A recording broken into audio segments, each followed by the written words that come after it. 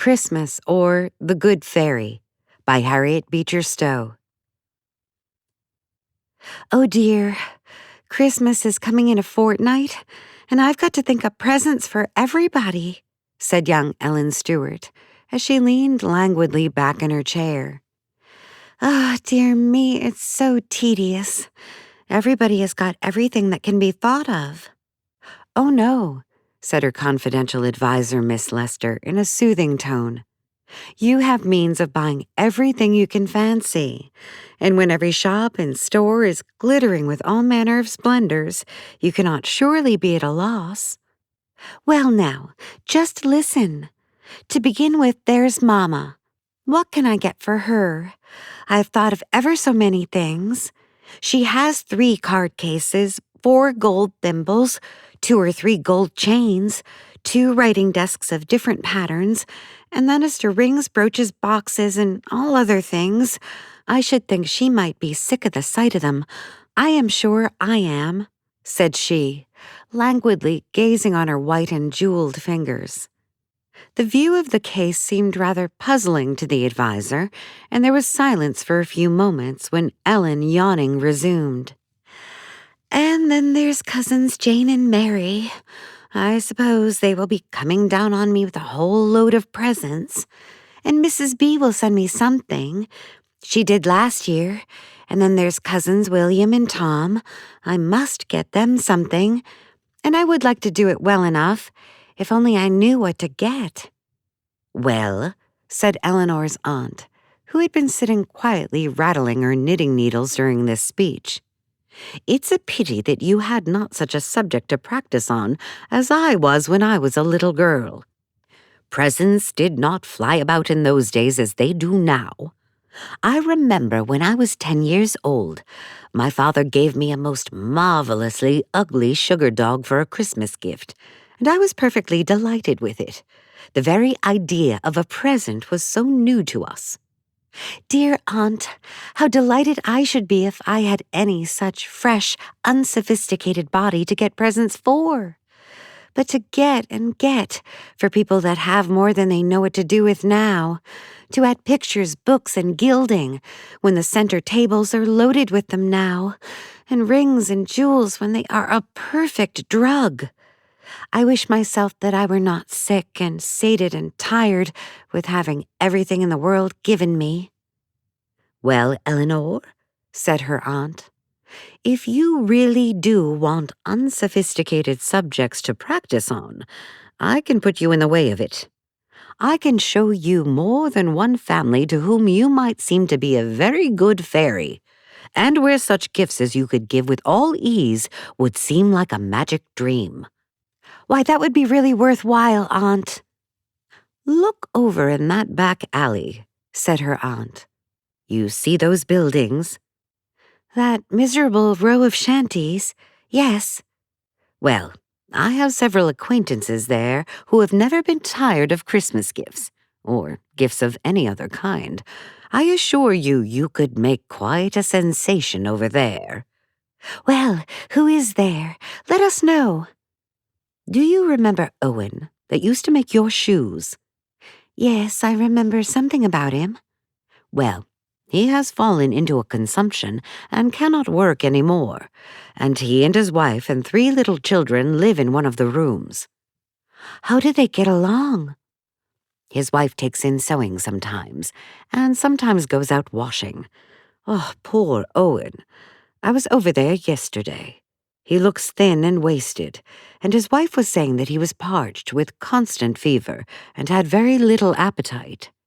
She had, with great self-denial and by restricting herself almost of necessary food, got him 2 or 3 oranges, and the poor fellow seemed so eager after them.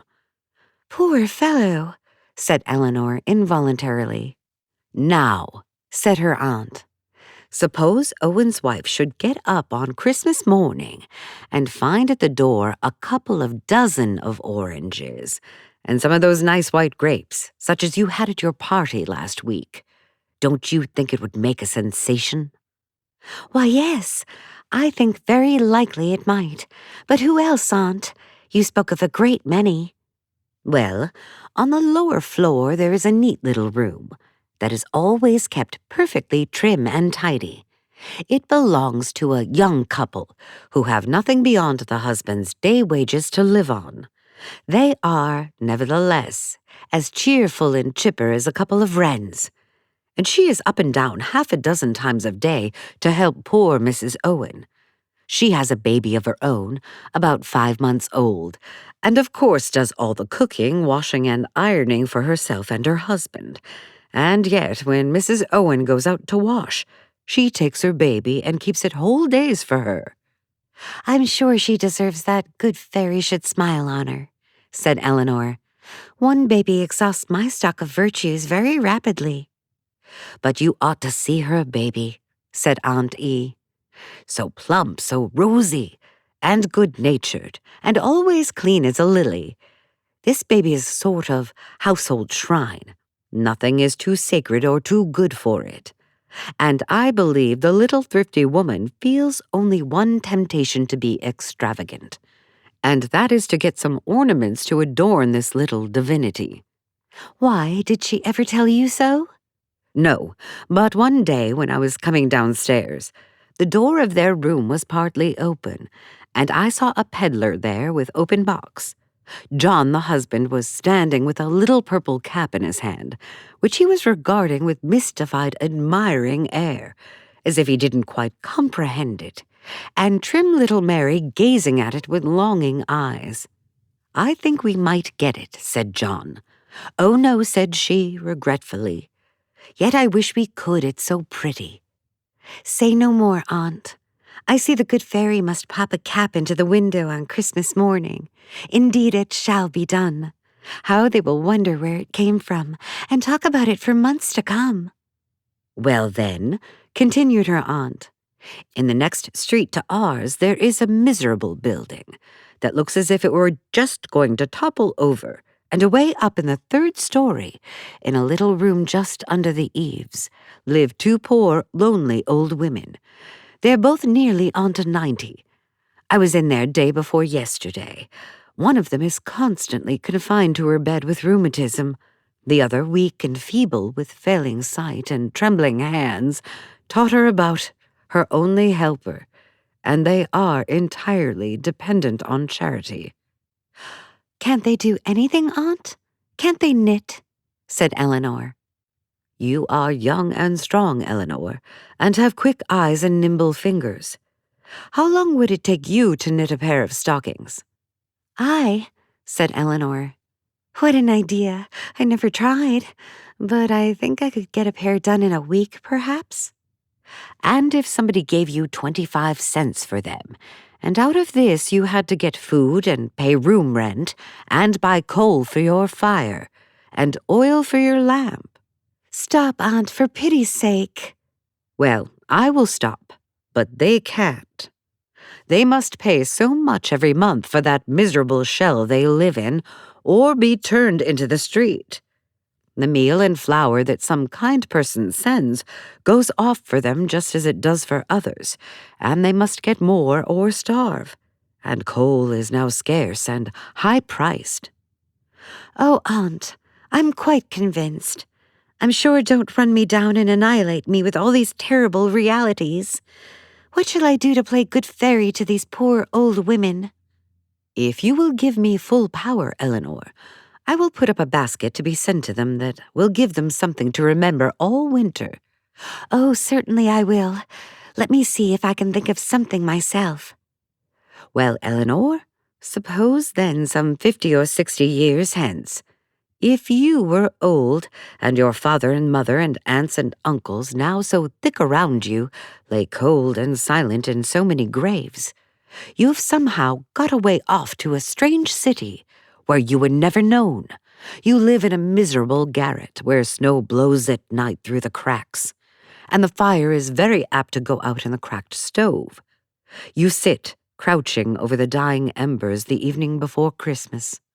Nobody to speak to you, nobody to care for you, except another poor old soul who lies moaning in the bed. Now, what would you like to have sent you?" "Oh, Aunt, what a dismal picture," And yet, Ella, all poor, forsaken old women are made of young girls who expected it in their youth as little as you do, perhaps. Say no more, Aunt. I'll buy, let me see, a comfortable warm shawl for each of these poor women, and I'll send them, let me see, oh, some tea. Nothing goes down with old women like tea. And I'll make John wheel some coal over to them. And Aunt, it would not be a very bad thought to send them a new stove. I remember the other day when Mama was pricing stoves, I saw some such nice ones for $2 or $3. For a new hand, Ella, you work up the idea very well, said her aunt. But how much ought I to give, for any one case, to these women, say? How much did you give last year for any single Christmas present? Why, $6 or $7 for some. Those elegant souvenirs were $7. That ring I gave Mrs. B was $20. And do you suppose Mrs. B was any happier for it? No, really. I don't think she cared much about it. But I had to give her something, because she had sent me something the year before, and I did not want to send a paltry present to one in her circumstances. Then, Ella, give the same to any poor, distressed, suffering creature who really needs it, and see in how many forms of good such a sum will appear. That one hard, cold, glittering ring that now cheers nobody and means nothing, that you gave because you must, and she takes because she must, might, if broken up into smaller sums, send real warm and heartfelt gladness through many a cold and cheerless dwelling, through many an aching heart. You are getting to be an orator, Aunt. But don't you approve of Christmas presents among friends and equals? Yes, indeed, said her aunt, fondly stroking her head. I've had some Christmas presents that did me a world of good. A little bookmark, for instance, that a certain niece of mine worked for me with wonderful secrecy 3 years ago, when she was not a young lady with a purse full of money. That bookmark was a true Christmas present, and my young couple across the way are plotting a profound surprise to each other on Christmas morning. John has contrived, by an hour of extra work each night, to lay by enough to get Mary a new calico dress. And she, poor soul, has bargained away the only thing in the jewelry line she ever possessed, to be laid out on a new hat for him. I know, too, a washerwoman who has a poor lame boy, a patient, gentle little fellow, who has lain quietly for weeks and months in his little crib, and his mother is going to give him a splendid Christmas present. What is it, pray? A whole orange. Don't laugh. She will pay 10 whole cents for it shall be none of your common oranges, but a picked one of the very best going. She has put by the money a cent at a time for a whole month, and nobody knows which will be happiest in it, Willie or his mother. These are such Christmas presents as I like to think of, gifts coming from love and tending to produce love. These are the appropriate gifts of the day. But don't you think that it's right for those who have money to give expensive presents? Supposing always, as you say, they are given from real affection. Sometimes, undoubtedly. The Savior did not condemn her who broke an alabaster box of ointment, very precious, simply as a proof of love, even though the suggestion was made. This might have been sold for 300 piece and given to the poor. I have thought he would regard with sympathy the fond efforts which human love sometimes makes to express itself by gifts, the rarest and most costly.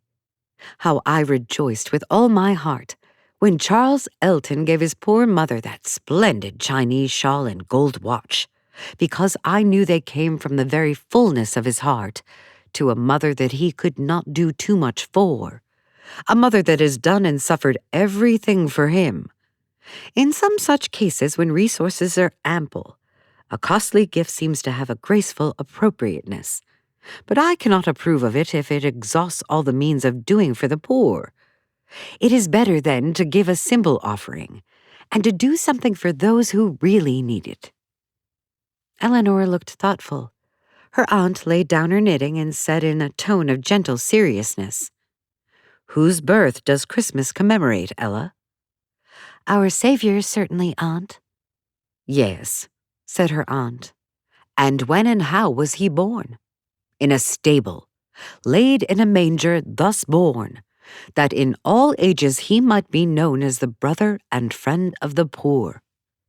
And surely, it seems but appropriate to commemorate his birthday by an especial remembrance of the lowly, the poor, the outcast and distressed.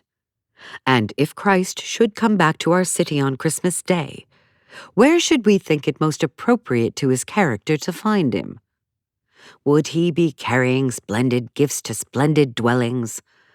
Or would he be gliding about in the cheerless haunts of the desolate, the poor, the forsaken, and the sorrowful?" And here the conversation ended. "What sort of Christmas presents is Ella buying?" said Cousin Tom as the waiter handed in a portentous-looking package, what had been just rung in at the door. "Let's open it," said saucy Will. "Upon my word, 2 great gray blanket shawls. They must be for you and me, Tom. And what's this? A great bolt of cotton flannel and gray yarn stockings." The doorbell rang again, and the waiter brought in another bulky parcel and deposited it on the marble-top center table. "What's here?" said Will, cutting the cord. "Here, a perfect nest of packages. Oolong tea, oranges, grapes, white sugar. Bless me, Ella must be going to housekeeping." "Or going crazy," said Tom. "And on my word," said he, looking out of the window, "there's a drayman ringing at our door with a stove, with a tea kettle set in the top of it." "Ella's cook stove, of course," said Will, and just at this moment the young lady entered, with her purse hanging gracefully over her hand. "Now, boys, you are too bad," she exclaimed, as each of the mischievous youngsters were gravely marching up and down, attired in a gray shawl. "Didn't you get them for us? We thought you did," said both. "Ella, I want some of that cotton flannel to make me a pair of pantaloons," said Tom. "I say, Ella," said Will, "when are you going to housekeeping? Your cooking stove is standing down in the street. 'Pon my word, John is loading some coal on the dray with it." "Ella, isn't that going to be sent to my office?" said Tom. "Do you know I do so languish for a new stove with a tea kettle in the top to heat a fellow's shaving water." Just then, another ring at the door, and the grinning waiter handed in a small brown paper parcel for Miss Ella. Tom made a dive at it, and staving off the brown paper, developed a jaunty little purple velvet cap with silver tassels. "My smoking cap, as I live," said he. "Only I shall have to wear it on my thumb instead of my head. Too small, entirely," said he, shaking his head gravely. "Come, you saucy boys," said Aunt E, entering briskly. "What are you teasing Ella for?" "Why, do you see this lot of things, Aunt? What in the world is Ella going to do with them?" "Oh, I know." "You know? Then I can guess, Aunt. It is some of your charitable works. You are going to make a juvenile Lady Bountiful of Elle, eh?" Ella, who had colored to the roots of her hair at the exposé of her very unfashionable Christmas preparations, now took heart and bestowed a very gentle and salutary little cuff on the saucy head that still wore the purple cap, and then hastened to gather up her various purchases. "Laugh away," she said gaily, "and a good many others will laugh too over these things. I got them to make people laugh, people that are not in the habit of laughing." Well, I see into it," said Will, "and I tell you I think right well of the idea, too. There are worlds of money wasted at this time of the year in getting things that nobody wants and nobody cares for after they are got. And I am glad for my part that you are going to get up in a variety of this line. In fact, I should like to give you one of these stray leaves to help on," said he, dropping a $10 note into her paper. But our story spins on too long. If anybody wants to see the results of Ella's first attempts at good fairyism, They can call at the doors of 2 or 3 old buildings on Christmas morning, and they shall hear all about it. The end.